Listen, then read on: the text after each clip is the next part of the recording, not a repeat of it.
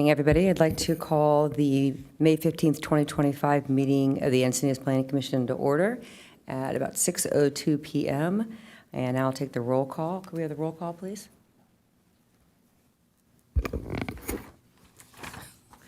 Vice Chair Ryan? Yes, here. Okay. I usually don't do it. Oh, we don't need to do this. I can say that the record reflect that 4 members of the Planning Commission are here, with Chair Dalton absent. Perfect. Thank you. And now we'd like to have everybody join us for the Pledge of Allegiance.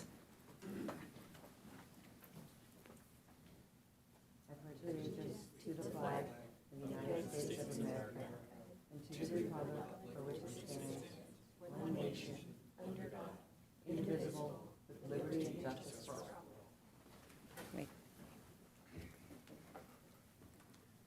Thank you, everyone. And first, do we have any announcements?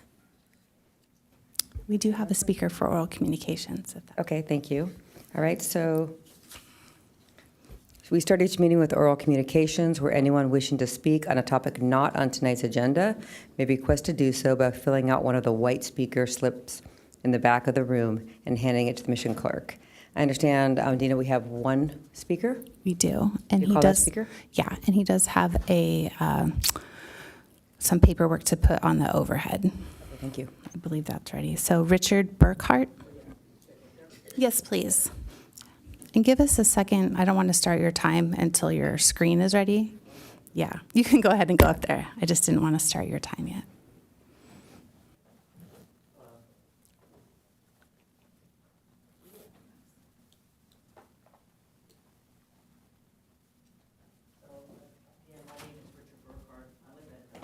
To 4 Sunset Drive.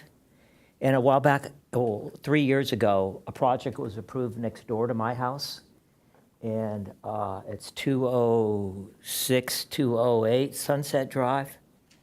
And it's been 3 years, and it's just been a nightmare for us. But I'm here to tell you that I don't think what you guys, I don't know if you guys were even around then, but I don't think what was approved was what was built. And if you look, that's on the right is what was approved. And if you look to the left, it's really hard to see, I apologize, but that's what we ended up with. And it doesn't match it at all.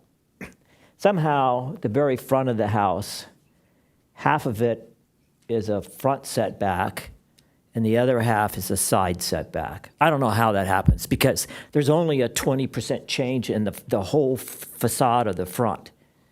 And there are walls that are, my understanding is the setback is 10 feet up by the house, but they have a wall that goes almost to the property line on this project. And it all started 2.5 years ago when I complained about I still don't think they have a grading permit, but I was subject to a 13-foot wall on my property line, and I objected to it. And it took me, I didn't have any help from the city. I had to hire an attorney.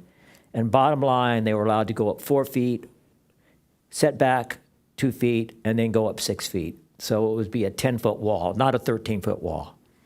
I was okay with that, I guess. I didn't like it, but I was okay with it. But now in the front, if I could see the next slide, maybe, I don't know if you got them all. So that's what I ended up with in my backyard. And then this is the front yard, and this is my gate. I was allowed to keep my gate. There's a common wall that goes down my driveway. I was allowed to keep my gate, but it doesn't do any good because I have a dog, and he can just crawl right through that space right there. So if you go to the next slide, that's what I ended up with.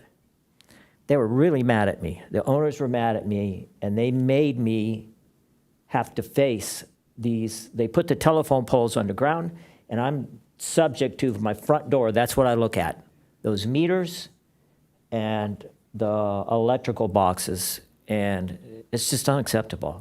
My wife and I are in our early 70s. It's just, they've been horrible to us. And I just want to make you guys aware of this. I don't know what else to do. I have spoken to the attorney today, and She came by yesterday and looked at it, and she was appalled. And she did I do that?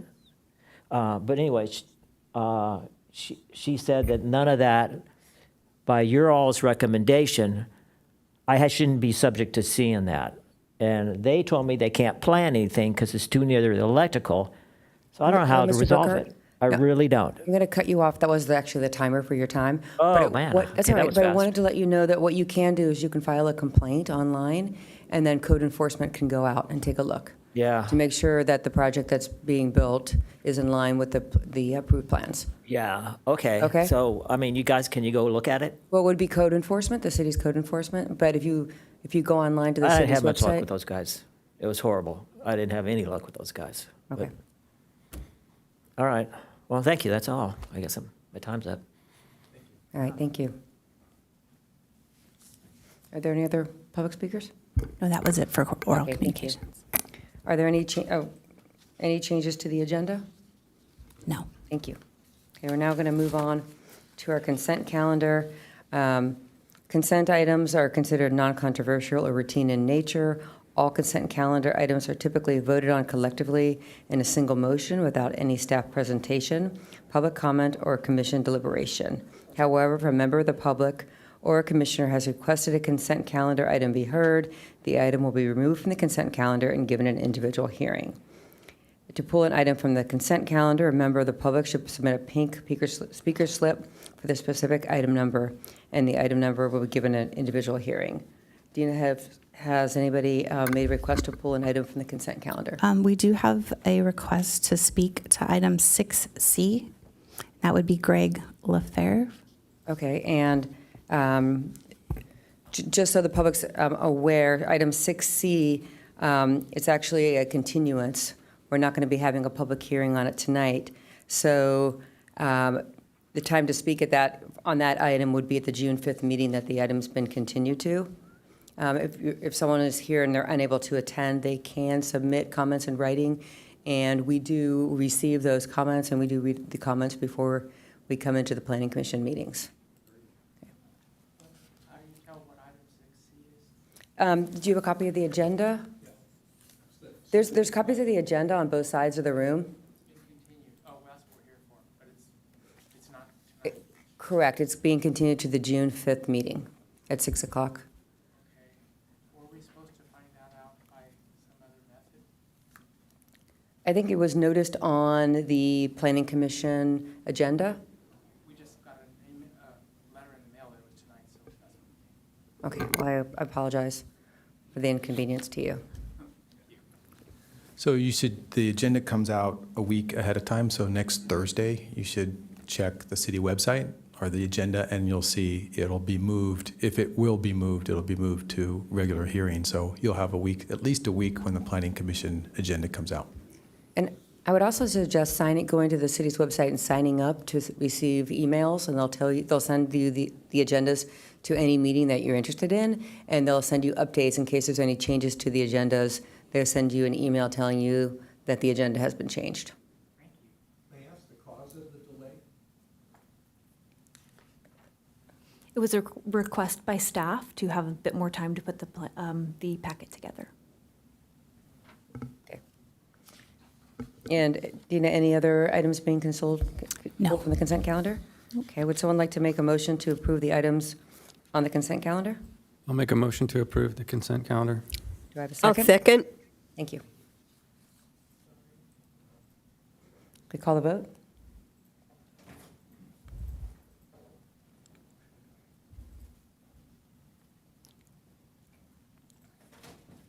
Thank you. And now we're moving on to our regular agenda item. We don't have any items on our regular agenda tonight. And so we will move on to future items for the Planning Commission. Any items that any future planning commissioner would like to put on any future agenda?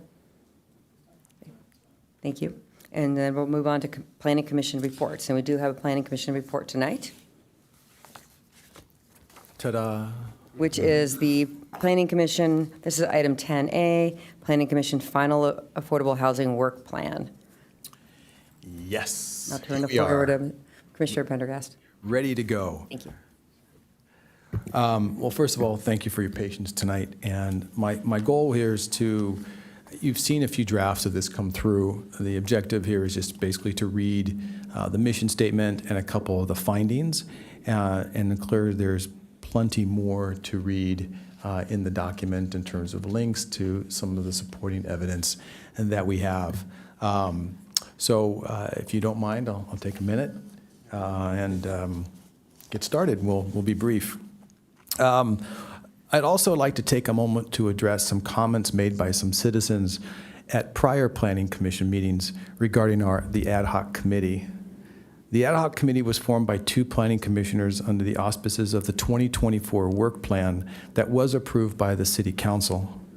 The objective of the ad hoc committee was to investigate and understand how other cities and municipalities sought to fulfill their affordable housing obligations under the HDC. Commissioner Sherrod and I researched how other cities used creative methods to develop and finance affordable housing in their communities. We found various methods such as public-private partnerships, low-income housing tax credits, and private equity sources and joint ventures. We also found some cities developed smaller units or clustered communities or age-appropriate communities to meet their obligations. I think the underlying objective was to find more ways to build affordable housing units in our city in fewer projects. Under the current plan, the city is only receiving 20% of the affordable units in the projects that have been approved that have come before us. Our objective was basically to build more units in fewer projects. We were looking at other resources that the city has done, like the Affordable Housing Task Force, but our goals and objectives were different. And this also shows up, I think, in our 2025 work plan. I think there's still some information to be gleaned, but I think people have a copy of the work plan as part of the agenda, so the public has a chance to review it. So just take another minute, but I just wanted to make sure, because there have been people who had kind of attended and were concerned about the efforts of the ad hoc committee. All right, so mission statement. The goal of the planning commissioners is to provide vision and guidance to the city council and staff's efforts to meet the state-mandated affordable housing unit requirements. Our work examined sites for city-initiated 100% affordable housing developments. Our work examined factors that affect affordability. We explored examples of other jurisdictions' projects and their use of RFPs. We reviewed financing structures which may include public-private partnerships, also known as P3, joint ventures, municipal incentives to stimulate the development of affordable housing allotment for our regional housing needs assessment allocation per the California Department of Housing and Community Development, also known as HCD, and the City of Encinitas' 6th housing cycle element.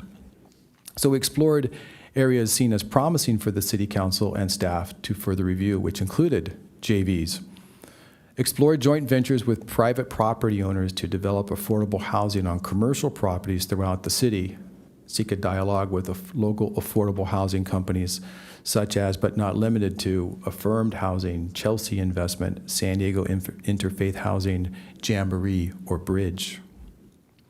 Public-private partnerships. Expand conversations with North County Transit District, NCTD, to develop transit-oriented development opportunities similar to NCTD's proposed projects on the Poinsettia and Carlsbad Village transit stations. Engage with civic organizations such as the ECI YMCA or the Lichtag Foundation. Public institutions. Extend discussions with the County of San Diego on properties owned in the city. Engage San Diego Unified School District or the Mira Costa Community College District to develop on school-owned properties. San Diego Unified School District has identified sites to develop over 1,500 affordable units on its property and is exploring the creation of a regional housing authority with the San Diego Community College District. 100% affordable. Explore the opportunity to develop 100% affordable housing projects on publicly owned property or support private development, resulting in more affordable units in fewer developments. We note that Oceanside's recent approval of the Seagades apartment is a good example of the use of public financing from the California Municipal Finance Authority and the California Affordable Housing and Sustainable Communities Grant. Incentives. Identify fees that the city can reduce or waive. Review existing regulations that can be amended. Establish guaranteed timelines for development plans and permit approvals for qualifying affordable housing developments. Consider waiving or postponing property taxes, grants to offset costs, waivers or postponement of fees, and consider ride-sharing programs for projects too far from transit, which would reduce the project's parking development cost. Bless you. Alternative equity sources. Engage with alternative equity sources such as the Amazon Equity Housing Fund, or seek low-income housing tax credits, or the National Housing Trust Fund, Home Investment Partnerships Program, or community block grants, or community land trusts. Code and zoning. Evaluate city statutes for amendments to incentivize alternative housing stocks such as efficiency units, micro units, tiny homes, cluster housing developments, shared housing, single-room occupancy, manufactured housing, or other similar housing types. Visit all of the city's zoning codes to streamline and encourage alternative investment housing types. Smaller units can result in more units on a site, resulting in fewer developments. Smaller units may also result in lower rental rates and achieve a stated objective of producing very low and low-income units. Almost done. The goal is to meet our state housing obligations while considering the impact to the community character and minimizing the impact and subsequent costs of the impacts to the general plan, climate, mobility, noise, safety, conservation, land use, etc., and provide housing stock that includes all citizens of Encinitas. Encinitas needs to be proactive, out in front of the state requirements, and thus control the impacts of development and directing our growth rather than reacting to state mandates. We suggest developing RFPs to reflect the current and future demographics of Encinitas. Approximately 33.4% of the population is 55 and over, and the age of 65 and over demographics is expected to grow twice as fast as other ages. Small dwelling units such as, but not limited to, efficiency units, micro units, tiny homes, clustered housing, shared housing, SROs, and manufactured housing or other similar small housing types. RFPs for limited equity or commercial land trust, community land trust, ownership are each highly recommended to reduce the cost, similar to a dorm or a condo. Issue RFPs jointly. Reach out to private commercial retail parcels with city and possible nonprofit partners to retain low commercial spaces with 100% affordable housing above. Identify mall owners, mail the RFPs out, and advertise in newspapers and the city website and social media. Basically, be proactive. And issue RFPs for sites owned by nonprofits, the city, NTCD, San Diego County, and include those prioritized previously by the Affordable Housing Task Force. I've got a summary there, but I think I've read a lot, and I think it's available for people to read. I think what we really just tried to do is look at alternatives and try to realize that the impact of all these developments, whether it's Quail Gardens or all the other properties that have come to us through the housing density bonus laws, have unfunded mandates from the city and the impact on our traffic and our sewers and our schools. And if we can find ways to build fewer projects but include more affordable housing in those projects, then maybe we'll have fewer developments and less impact on our city. So that was the goal. Thank you. We're not going to do deliberations, so I'm going to open it to public comment, and then we'll deliberate. But does anybody have any questions for Susan or Bob? Thank you. All right, so I'm going to open public comment, and I believe we have a speaker. We do, and that'd be Ellen Burr.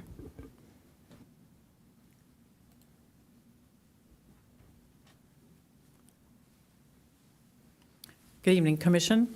I'm sorry I couldn't be here for the March meeting. I watched it from the East Coast, and it wasn't nice, but I I don't think they understood what you were trying to do. Comments on what I've seen so far, I truly appreciate you going and doing this, truly. I have a few things. Number one, I'm not sure that it's a place for people to refer to owning a home of any type as resulting in generational wealth. At this point in time, I think really your own home is you're lucky to have a roof over your head, and you can decide what color you want to paint it within limits. Because after one generation, the generational wealth is usually gone. Very few homes pass on to the children, and then they sell them. And anyway, the other thing was you were looking for places, and frankly, I still have hopes for the burn site. It wasn't quite true what they told you. But I was surprised to find out that Encinitas has a horse ranch that might be suitable for a fire department now. So why that was never in the mix way back when the Infrastructure Task Force was looking at it, I have no idea. But if we're going to look at stuff, we need to look at it all, including horse sites, horse ranches. And finally, I'm a little disappointed that the one thing that kept recurring and coming out of the task force, and I went to half of them and listened to almost all the rest of them, was people concerned about ADUs being built, but none of them becoming affordable.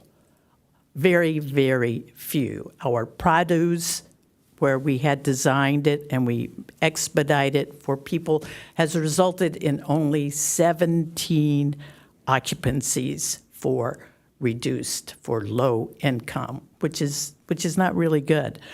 And I would say that the percentage is probably even worse for ADUs that have been constructed.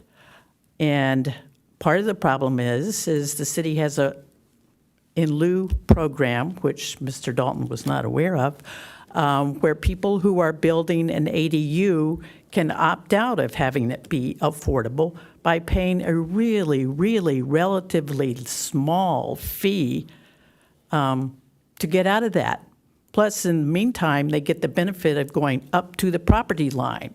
So if you want to talk about affecting character of neighborhoods, those giant big-ass houses that have multiple ADUs are ruining a lot of the character in neighborhoods. Thank you. Thank you. All right, That's our final speaker. what, final speaker? Okay, I'll close public comment. All right, and then we'll open it up to any deliberations tonight. First of all, I'd like to just start by saying I really appreciate all of the hard work that the two of you put in.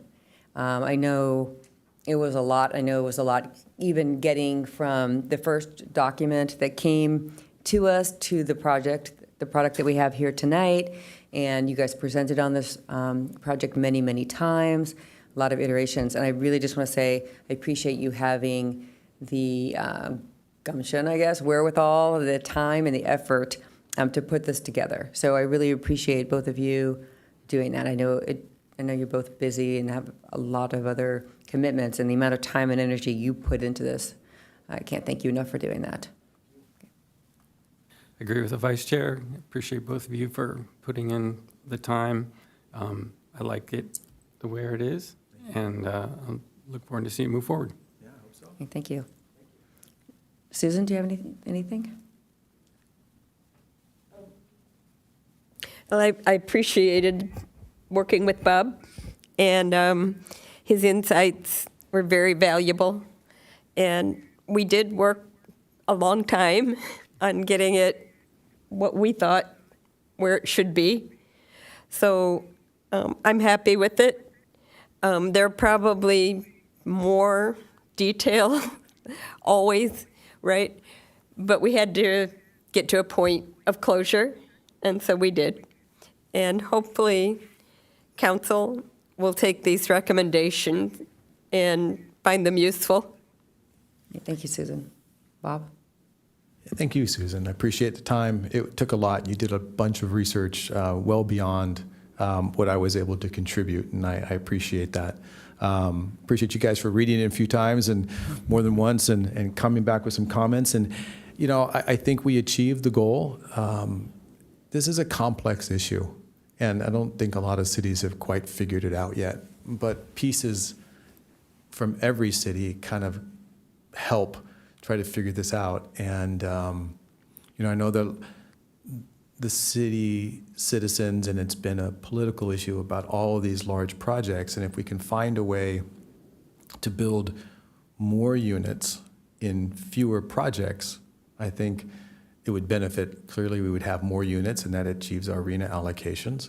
And if we can do it in a way that has less impact on our community character, which a lot of people are concerned about the size of some of the projects that have come through, even if we can just get one or two of these and get a few more units, then I think at least we'll have exposed some opportunities to staff and city council and, take it from there. So thank you for your time, guys. Thank you, of course. And I think it would also alleviate, a lot of our frustrations. We have the projects that come through, and we feel like we've been shorted on the number of affordable units, or we have been shorted on the number of affordable units that the developers are bringing from what they had originally promised, which has been very frustrating, I think, for all of us sitting up here. So anything we can do to try to help city council come up with other solutions to try to get to the numbers and get the affordable housing that we need in Encinitas through all of these ideas that you presented, I think would be fantastic. Well, it's interesting when you watch some of our neighbors, city of San Diego, and they've had some issues with too many ADUs on one lot, just like building 12 units. I don't think our code allows that. But it's an evolving process in every city, from Huntington Beach to Manhattan Beach to Encinitas, is having this issue. Some cities have a little more land, and some cities like Del Mar and Sauna Beach have not so much land and have to go to the fairgrounds to try to get their RENA allocation fulfilled. We're in a situation where if we can get out ahead of it a little bit, maybe we can avoid in the next housing cycle or even in this current housing cycle, find ways to encourage development in a more curated manner rather than what we've had to deal with over the last few years. Okay, thank you. And I do think we found some innovation is happening, even in San Diego County, with shared spaces, so that there's credit for individuals, but they're sharing a kitchen perhaps, that kind of thing. And that would be a huge green space saving, or open space, I should say, because lot coverage is a big issue, and we have a lot of public comment on that. And so preserving our green and open spaces that are so beautiful is something that I know our community would value. Okay, thank you. So unless anybody else has any additional comments, what I'd do is ask for someone to make a motion to send this to be presented at City Council. And I don't know if it's Bob and Susan who present or if it's Chair Dalton. I guess we'll have to learn that information. But at this point, we would be voting to recommend that this be presented to City Council. Is that the I'll right, motion is that to. the right vote? That's fine, and if you want to designate either Bob or Commissioner Scher, that's We fine. can do that too? You can certainly. Okay. Do either of you? Bob, would you like to do it? Okay, so I'll make the motion for, what's that? I think Brent made the. Oh, Oh, Brent already made the that's motion. fine. No, go you can ahead. make the motion. What's your motion, Brent? Yeah, so I'll make a motion to move this forward to be presented to the city council with Bob presenting. All right, thank you. And I'll second. Can I call the vote, please?